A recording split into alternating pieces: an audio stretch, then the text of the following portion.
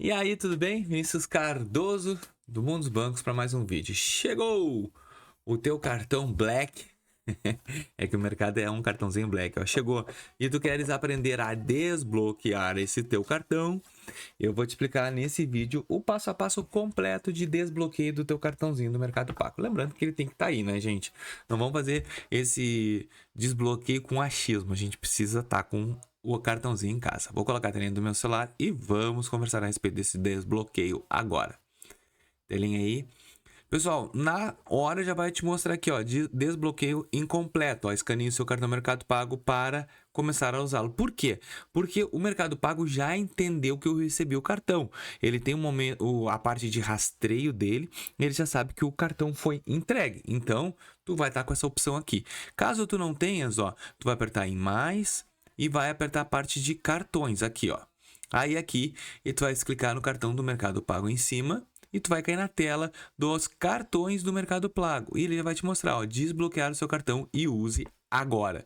Então, eu vou apertar aqui e ele está pedindo assim, ó, basta escanear o QR Code que está atrás dele. Ó, aqui tem um QR Code atrás do cartão, ó. QR Code é esse QR Code que tu vai usar.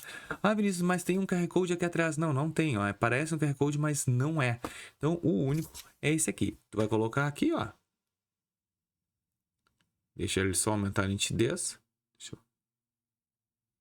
Meu Deus, vou afastar mais. Deu. Ó, quer desbloquear o cartão? Sim.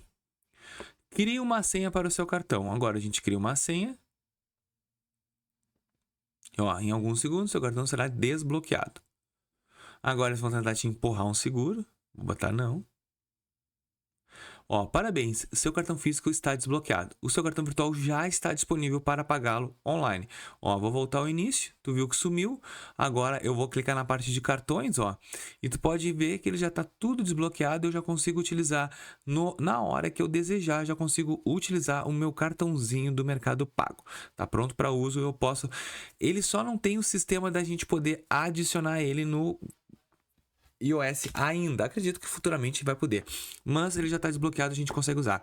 E uma dica muito importante, a primeira compra no cartão Mercado Pago, insere, não faz por aproximação, pega o chip, insere e coloca a senha na primeira compra. Para isso vai ser para liberar o teu cartãozinho de crédito, tá bom? Eu espero que vocês tenham entendido, tenham gostado desse vídeo, se sim, deixa o like, se inscreva no canal e até o próximo vídeo, valeu!